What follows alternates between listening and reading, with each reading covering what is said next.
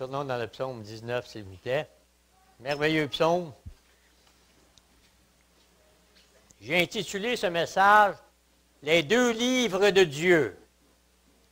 On va voir tantôt, dans le but de cultiver l'émerveillement. Est-ce qu'on cultive l'émerveillement dans nos vies? Est-ce qu'on est heureux de vivre pour Christ? Est-ce qu'on est heureux de vivre? Est-ce qu'on est heureux de cultiver l'émerveillement de sa création et de sa parole? Donc, c'est les deux livres de Dieu, la création et les Écritures, et on va voir, c'est bien expliqué dans le texte. Ce psaume nous parle de la puissance de Dieu dans son œuvre de création et de la puissance de la parole de Dieu dans son aspect relationnel et dans son aspect personnel. Quand on ouvre la parole de Dieu, Dieu nous parle, Dieu nous instruit, Dieu nous conduit.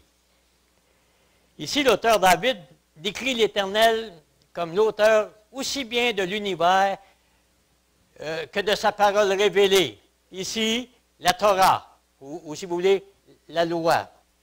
Dieu s'est révélé au cours de l'histoire humaine à travers de ces deux moyens. Et on va les regarder ensemble. J'espère que tout le monde est à psaume 19. Nous allons regarder 3 points ce matin. On va voir la révélation de la création. On va voir la révélation de la parole de Dieu. Et on va voir le serviteur qui reçoit instruction de ce psaume. Donc, versets 2 à 7, la révélation de la création, ou la proclamation des cieux et de l'importance, on va voir l'importance aussi du soleil.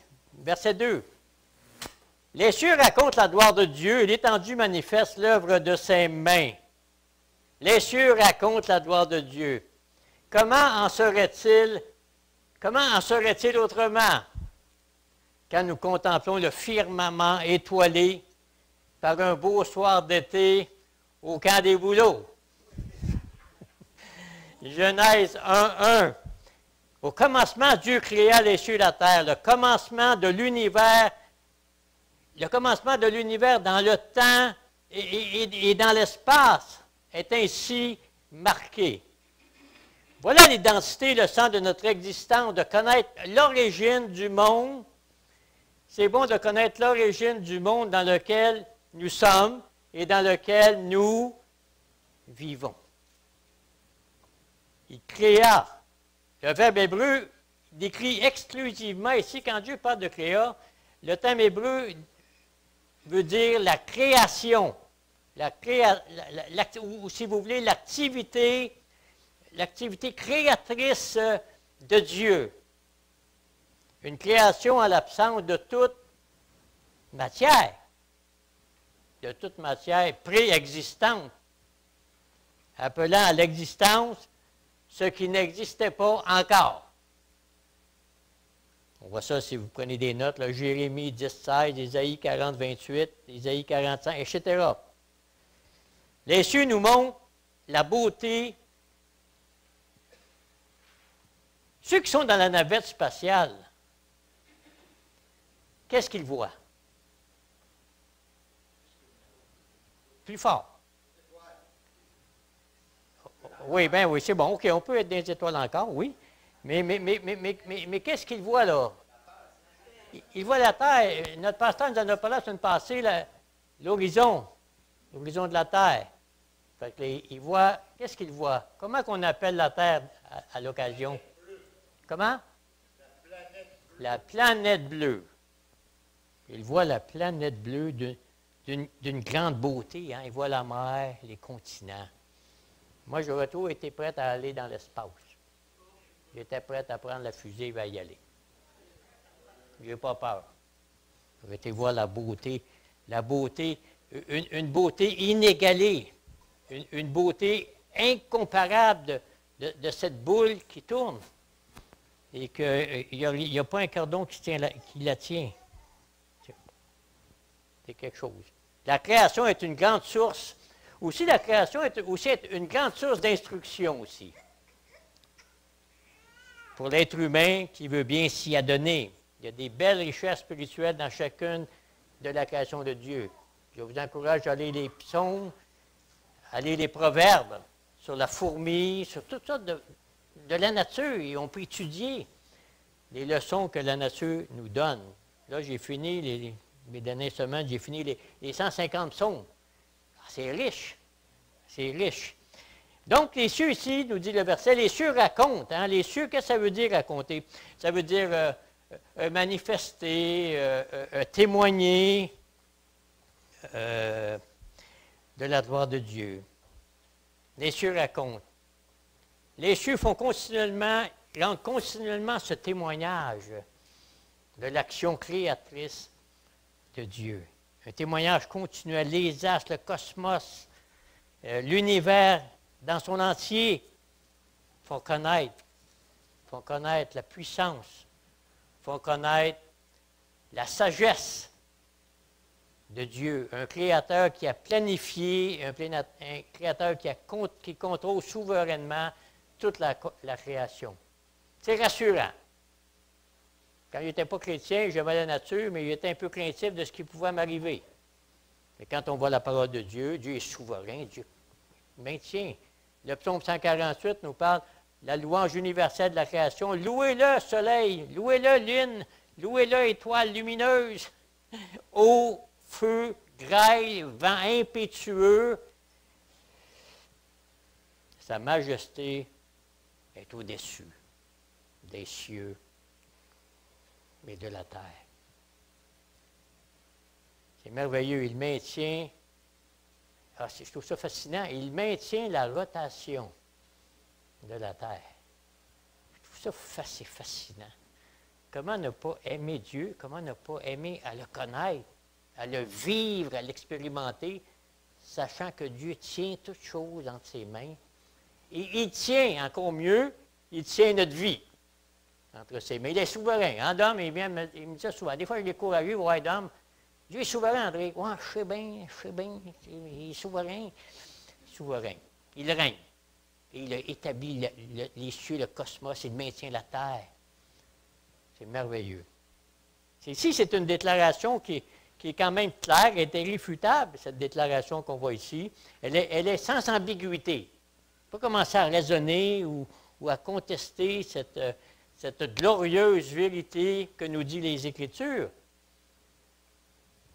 Merci d'avoir mis le cantique, le psaume de la création. Merci d'avoir mis aussi le deuxième volet sur la parole. Dieu déploie sa bannière étoilée dans la voûte qui nous couvre. La lune pour présider la nuit. Hein? On a vu il y a quelques jours, il y avait une grosse lune de même. Pas c'était la pleine lune. Notre roi règne au-dessus de tout dans sa majesté, la beauté de la nature. Qu'est-ce qu'elle fait, la beauté de la nature? Elle nous éblouit. Elle nous ravit. Elle nous émerveille. Devant chez nous, au 4e étage, il y a un arbre, il y a toujours 2-3 écureuils. Puis ça chamoille, puis ça a du fun, puis ça se construit, ça arrache des branches. C'est éblouissant, la nature. En tout cas. Bien, moi, je trouve que la nature, elle ferme nos bouches. Elle ferme nos bouches et nous fait lever les yeux vers Dieu, vers le Créateur qu'on aime et qu'on adore. Qu'est-ce qu'il dit ensuite dans le verset 2? « Et l'étendue manifeste l'œuvre de ses mains, et la grande puissance divine, ici. » Le psaume 93 nous dit « L'Éternel est puissant dans les lieux célestes. » Le psaume 8, verset 4, « Quand je contemple les cieux, ouvrage de tes mains, la lune et les étoiles que tu as créées.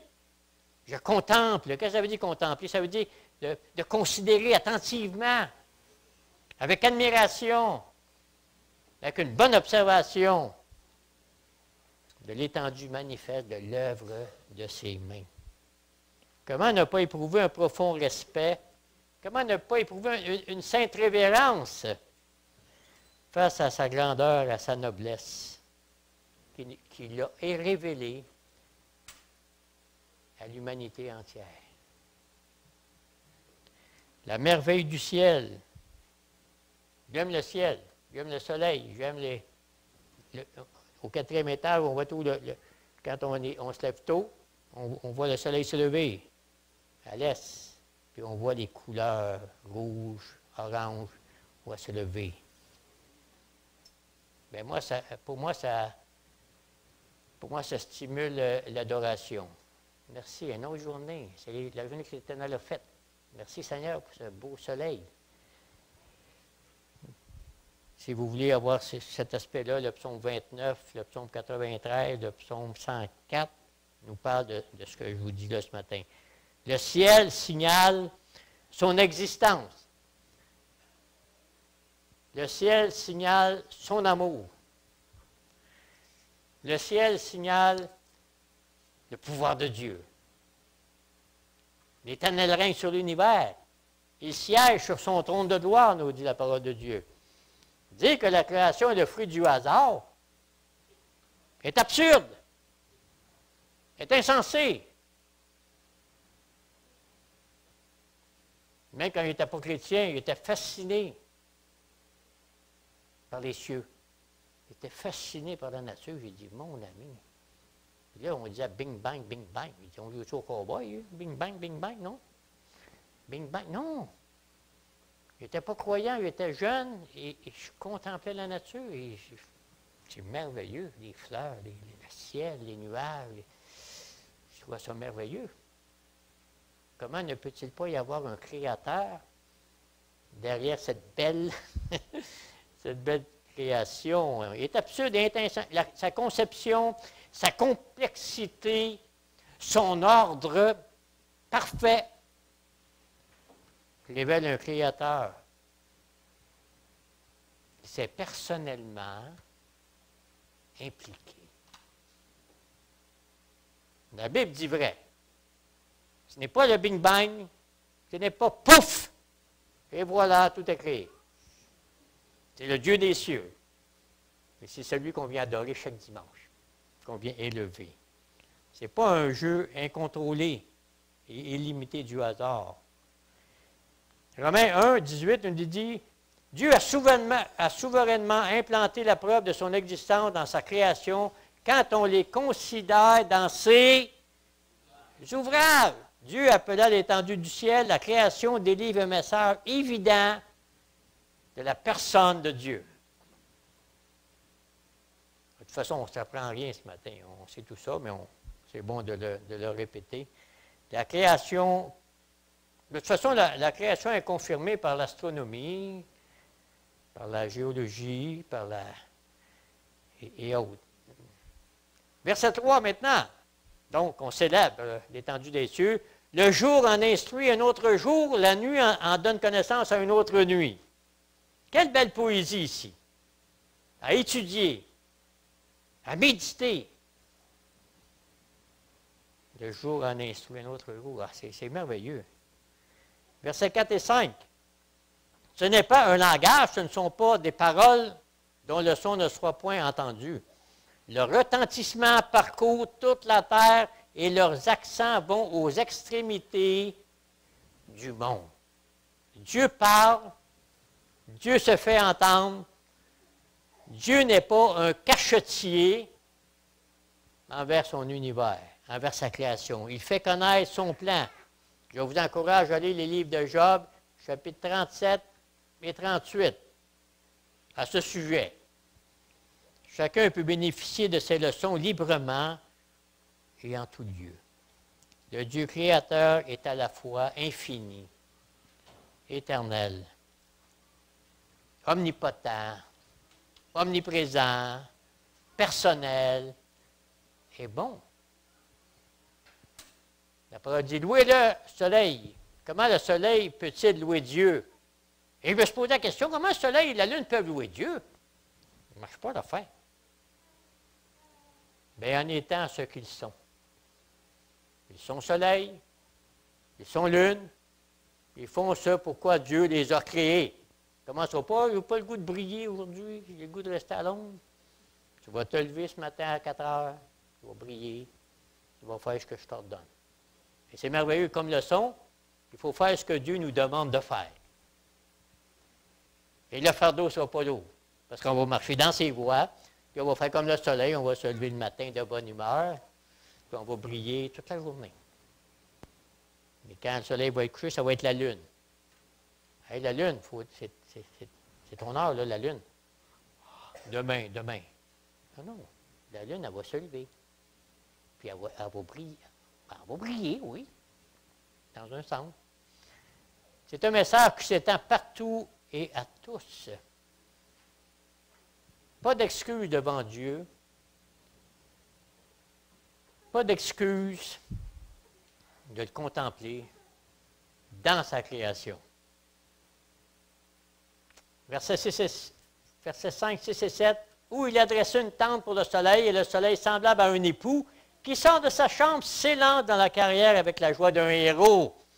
Il se lève à une extrémité des cieux et achève sa course à l'autre extrémité. Rien ne se résorbe à sa chaleur.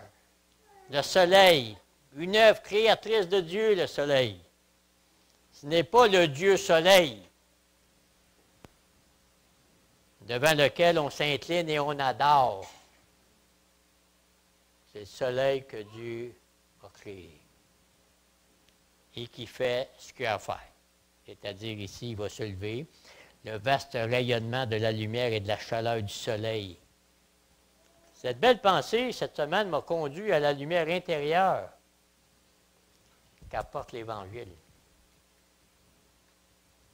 Qu'apporte l'Évangile. Encore, quelle poésie ici. Et il est comparé à quoi le soleil ici, dans votre verset? À un époux. Hey, j'aime ça. Semblable à un époux. Le soleil est triomphant, il est magnifique, et pourtant il est obéissant. Il y a une place à occuper et un chemin à parcourir. L'ordre de Dieu est parfait. L'ordre de marche est parfait. Il n'y a pas de chaos. C'est l'ordre de Dieu. Et c'est le Dieu d'ordre qu'on a dans nos vies aussi. Hein? Le soleil produit toute l'énergie nécessaire au maintien de la vie. Pas de soleil, pas de vie. Pour les besoins de la terre. Et le soleil, tout le long de sa course.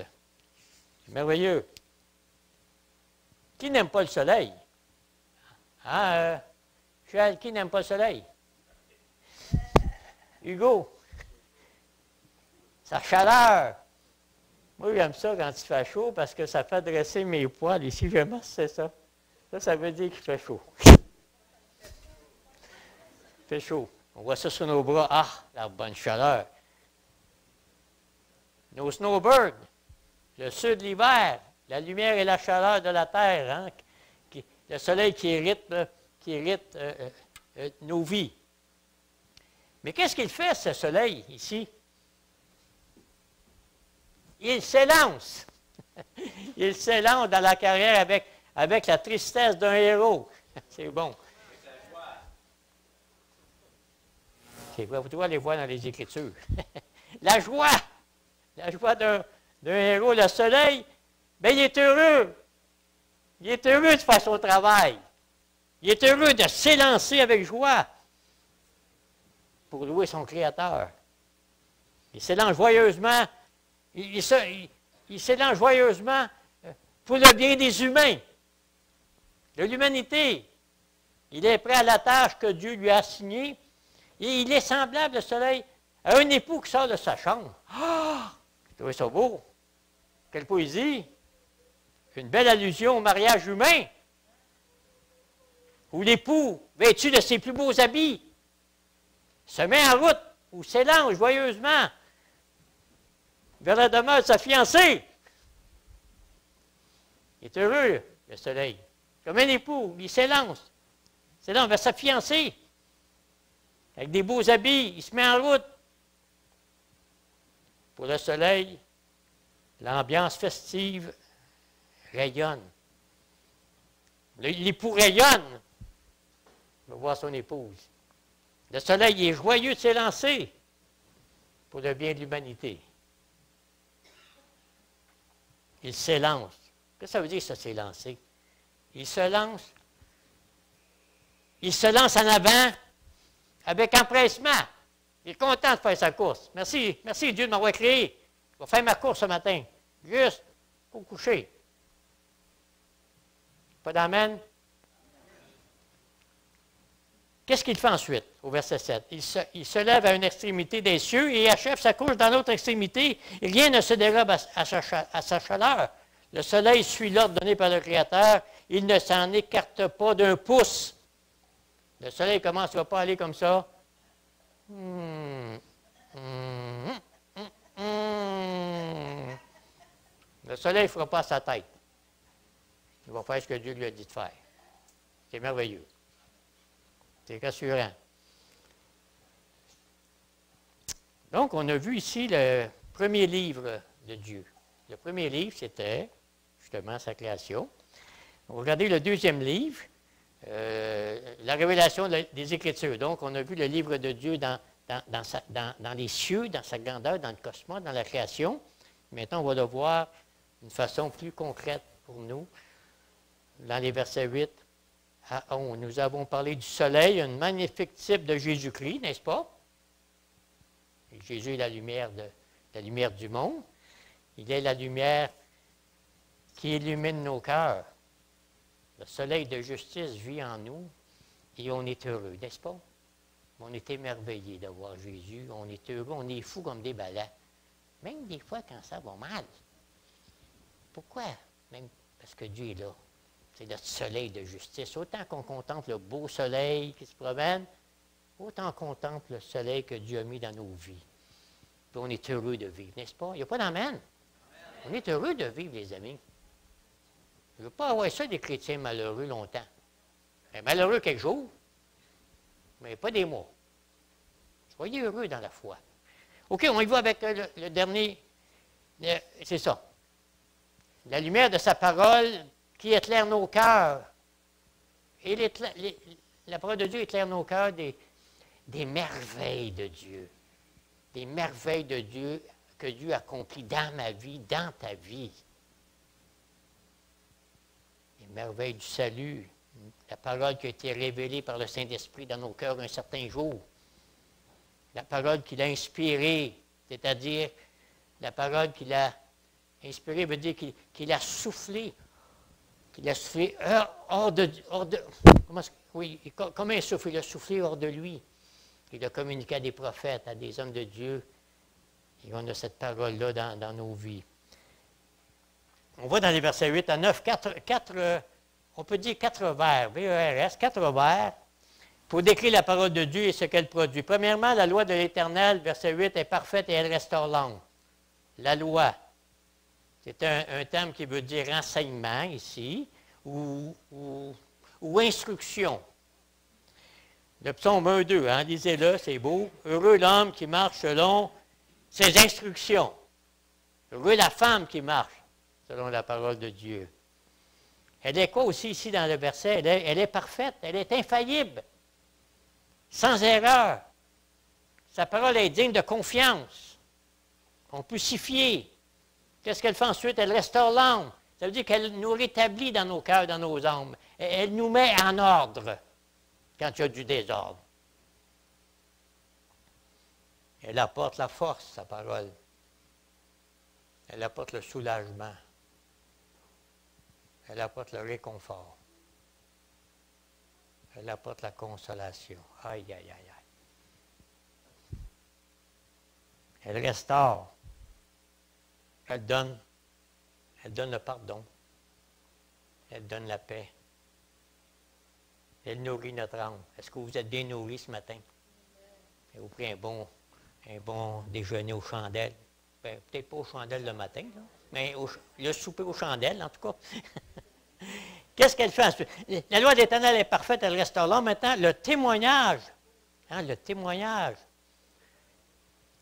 Mais le témoignage, il rend l'ignorant sage. La parole rend témoignage à son auteur divin, de son caractère, de sa volonté. Elle transforme l'ignorant, c'est-à-dire celui ou celle qui a l'esprit ouvert, pour recevoir l'instruction, pour recevoir, comme il dit ici, le témoignage de Dieu,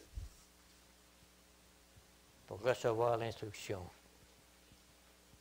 2 Timothée 3,15 nous dit, dès ton enfance, Timothée, tu connais les saintes lettres, qui peuvent te rendre sage à salut.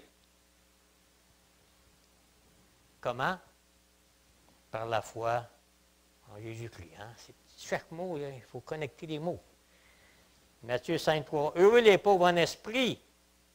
C'est-à-dire, les pauvres en esprit, c'est ceux qui sont capables de s'humilier devant Dieu, s'humilier devant son conseil, devant sa parole. Heureux ceux qui s'humilient devant lui et qui sont prêts à recevoir ce divin témoignage de sa parole. 1 Jean 5, 9. Si nous recevons le témoignage des hommes, le témoignage de Dieu est plus grand. Car le témoignage de Dieu consiste à ce qu'il a rendu témoignage à son Fils, à qui nous sommes redevables dans notre marche avec lui. Il rend l'ignorant sage des choses de Dieu, de la parole de Dieu. Verset 9. Les ordonnances de l'Éternel sont droites, elles réjouissent le cœur. Les ordonnances. Les ordonnances, c'est une suite d'ordres, si on peut dire comme ça. Une suite de directives, on peut dire comme ça, des préceptes, et elles sont droites. Elles réjouissent le cœur. Aimez-vous ça être joyeux? Aimez-vous ça être heureux? Et moi, j'aime ça. C'est le fun. C'est le fun d'être heureux, d'être joyeux. Hein? Ah, je ne dis pas qu'il n'y a pas des fois qu'on est triste, on est débiné. Il y a des moments difficiles. Mais il y a des frères et des sœurs qui sont là pour nous encourager, prier et nous aimer.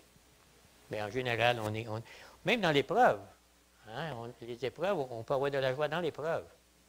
Parce que cette joie, elle n'a pas un rapport avec l'extérieur. Elle a un rapport avec l'intérieur, malgré les circonstances. Mais il y a des temps difficiles où on a besoin des uns des autres pour se fortifier dans la foi. Et la parole est un bel instrument. Allez pas voir un malade avec le Reader Digest. Alors, moi, qu'il y ait une belle histoire, là, c'est beau, c'est intéressant. Je me disais qu'un beau verset de la parole de Dieu. Hein? Je me suis réveillé ce matin. Un autre verset qu'il m'a donné. Le nom de l'Éternel est une tour forte.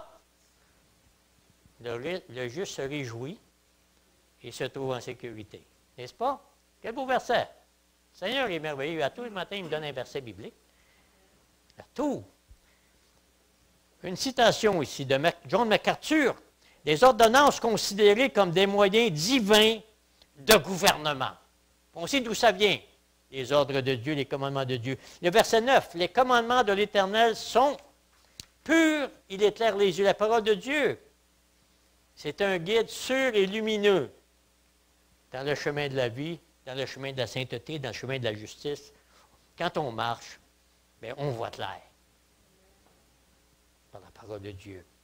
La pureté, les commandements qui nous ont ouvert les yeux pour que nous passions des ténèbres à la lumière. Ainsi, ces commandements indiquent la précision, n'est-ce pas? La précision et l'autorité aussi. C'est notre autorité, les Écritures, là.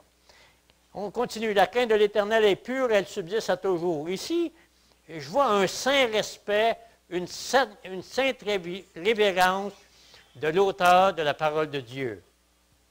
Les Écritures, la beauté et l'excellence des Écritures inspirées de Dieu. 2 Timothée 3,16, on connaît, toute Écriture est inspirée de Dieu. Et qu'est-ce qu'elle fait? On la met dans le tiroir? Mais non, elle est quoi? Elle est utile. Oh, j'aime ça, utile pour enseigner, pour convaincre, pour corriger, se faire chauffer les oreilles, pour instruire dans la justice, afin que l'homme et la femme de Dieu soient accomplis et propres à toute bonne œuvre. Soyons des hommes et des femmes du livre de Dieu. C'est beau des livres chrétiens, je vous encourage aussi. Mais qu'est-ce qui change ma vie? Qu'est-ce qui me conduit dans les sentiers de la justice, dans les sentiers de la droiture? Eh bien, c'est quand j'ouvre la parole de Dieu, bien, elle me conduit. Savourons les Écritures. Soyons passionnés des Écritures. Les Écritures, c'est un guide pour l'adoration. C'est un guide pour la louange. C'est un guide pour l'action de grâce. Et à quoi nous amène cette crainte ici? Bien, à se laisser enseigner. à se laisser convaincre, instruire dans la justice. La parole de Dieu nous libère des tentations, nous libère des rues de Satan. Quand Jésus était dans le désert, puis là, l'autre qu'on n'aime pas, il était là. Puis là, il l'a achalé, là. Qu'est-ce qu'il a fait, Jésus?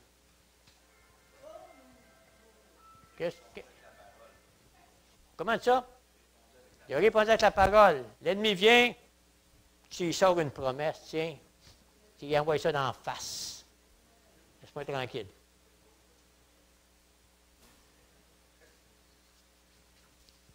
La crainte de l'Éternel.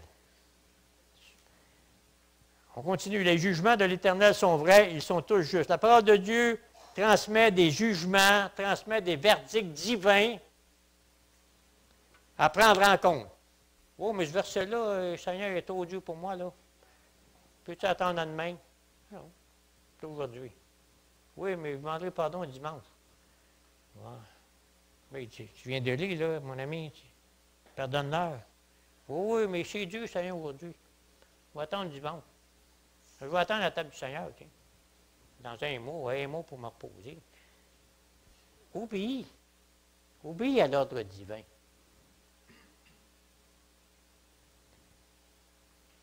Qu'est-ce qu'il dit, ces jugements sont vrais, c'est-à-dire qu'ils sont droits. Ils sont littéralement vrais, dans le sens de ce qui est digne de foi. Ils sont justes. Ils sont sans parti pris, non négociables, sans ambiguïté, sans double sens. Ils sont vrais. Une interprétation exacte et certaine. Verset 11. Ils sont plus précieux que l'or, que beaucoup d'or fin, ils sont plus doux que le miel, que celui qui coule des rayons. L'homme, la femme qui connaît par expérience les Écritures est plus riche que le plus riche des hommes sur cette terre.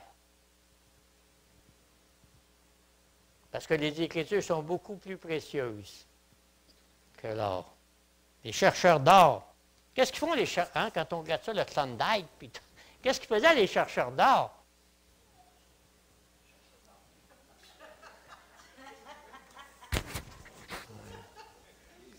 Chercheurs de l'or, oui.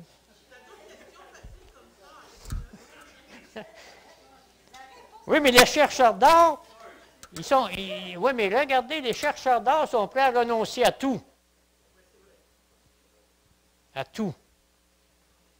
Mettant même parfois leur vie en danger par amour pour l'or. Parce qu'il y a là, dans le Yukon, c'était violent, c'était dur, c'était dangereux. Mais ils voulaient avoir leur petit Lego d'or, prêts à donner leur vie. Est-ce que nous ne sommes pas prêts à donner notre vie à Jésus? Parce que sa parole, c'est plus riche que de l'or. Plus riche que de l'or. Mais qu'en est-il, justement? Qu'en est-il de l'or de la vérité? Je vous laisse la réponse. Le plus délicieux des plaisirs de la vie n'est rien en comparaison des Écritures, de la parole de Dieu, parce qu'elle est plus douce que le miel. Et je le sais par expérience. Lisez cette semaine le beau psaume de la parole, le psaume 119. Vous allez voir les multiples aspects de la parole de Dieu, la vérité et la beauté des Écritures. Et on arrive à la conclusion. Vous savez, les Écritures nous donnent tous les avertissements nécessaires pour garder nos pas. Toute l'instruction dont nous avons besoin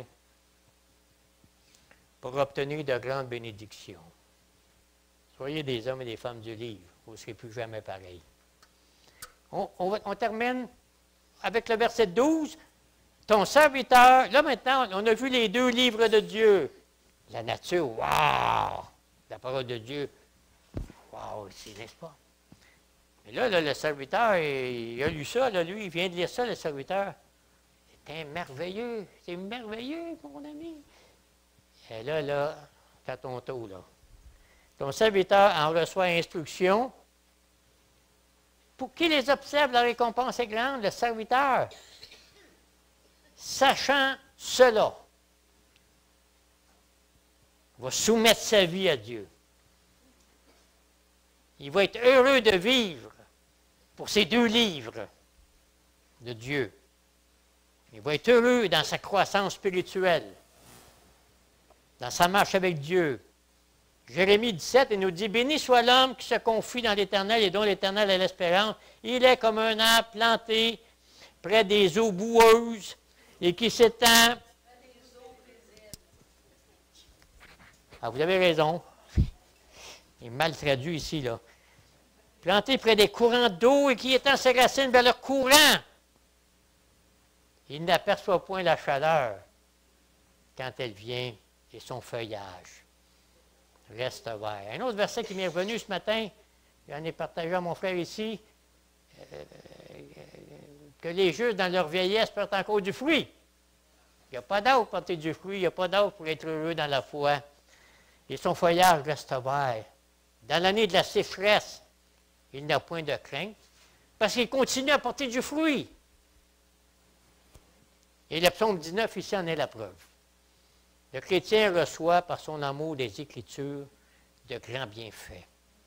Verset 13. Là, il se pose la question. Qui connaît ses égarements? Pardonne-moi ceux que j'ignore. Donc, il ne se pense pas le super spirituel. Moi, je suis sans péché. Non. Pardonne-moi ceux que j'ignore. L'humilité devant le Créateur. Le serviteur demande dans la prière que ses paroles et ses pensées soient acceptables devant Dieu. Qui connaît ses égarements? Le serviteur, qu'est-ce qu'il fait le serviteur ici? Bien, le serviteur, il s'humilie, il demande pardon.